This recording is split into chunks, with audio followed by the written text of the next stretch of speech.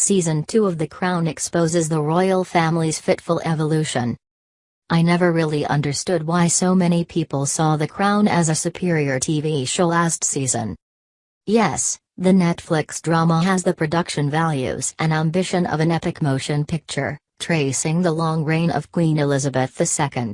And for those who miss the aristocratic soap opera of Downton Abbey, a big-budget recounting of the royal family's turmoil over marriages and abdications is quite a replacement.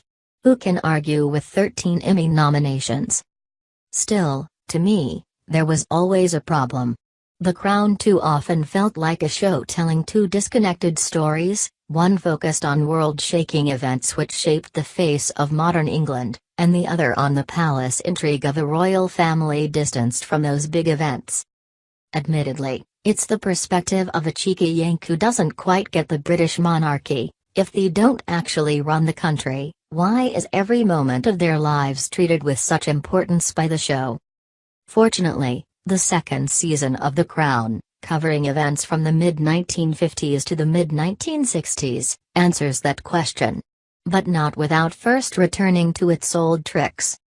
The first 3 episodes of the new season focus on turmoil in the royal marriage between Elizabeth, played by Claire Foy, and her husband Philip.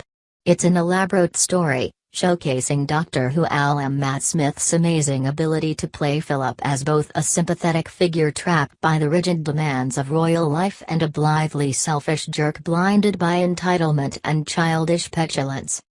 When rumors of infidelity emerge during a 5-month diplomatic trip Philip takes without the Queen, he can only focus on how the officials who run the royal household boss him around. Giving me lists. Sending me instructions. Can you imagine anything more humiliating? Philip whines to Elizabeth. Yes, she says, as reporters surround the royal yacht, speculating about cheating and divorce. As a matter of fact, I can. This is all taking place while Britain is fighting over the Suez Canal and the Prime Minister is dealing with health problems that force him to leave the country for 3 weeks. So the royal marriage, which we already know survives this crisis, seems a little less important. But The Crown soon takes a turn toward a powerful run of episodes. In one, a British aristocrat and magazine publisher named Lord Altrincham challenges Elizabeth to prove the monarchy remains relevant in a post-war world by being more accessible and modern. Spend time with normal people, average people, working people, urges Altrincham, who would later renounce his own title in a challenge to England's class system. Make it more inclusive and egalitarian. Let normal people get to know you, too. It feels as if you could draw a straight line of progress from the ideas in that scene, to the current moment, when a member of the royal family is engaged to marry a divorced, biracial woman from America.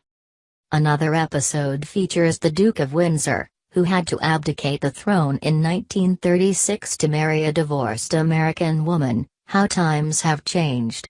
When the Duke asks to return to a job in the English government as part of the royal family, Elizabeth must decide whether to allow it. As the episode progresses, Elizabeth slowly discovers just how close the Duke was to the Nazis and Hitler during the war.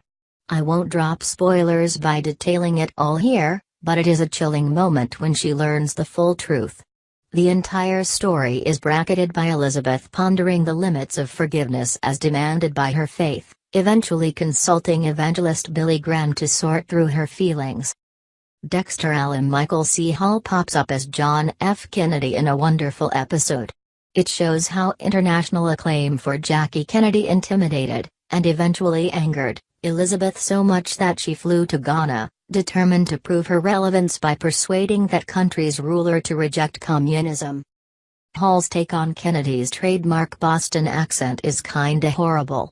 But the episode, which connects the Kennedys' troubled marriage to Jackie acting out in a way that spurred Elizabeth to defy her government and take action in Ghana, is exactly the kind of storytelling that turns The Crown into transcendent drama. The best episodes here are layered and complex. They juggle questions of whether a good marriage is possible among people in this orbit, how a family's history can shape children and their parents, and how forgiveness has its limits. Occasionally, They end with photos showing the actual events and people fictionalized in the series, often with poignant effect.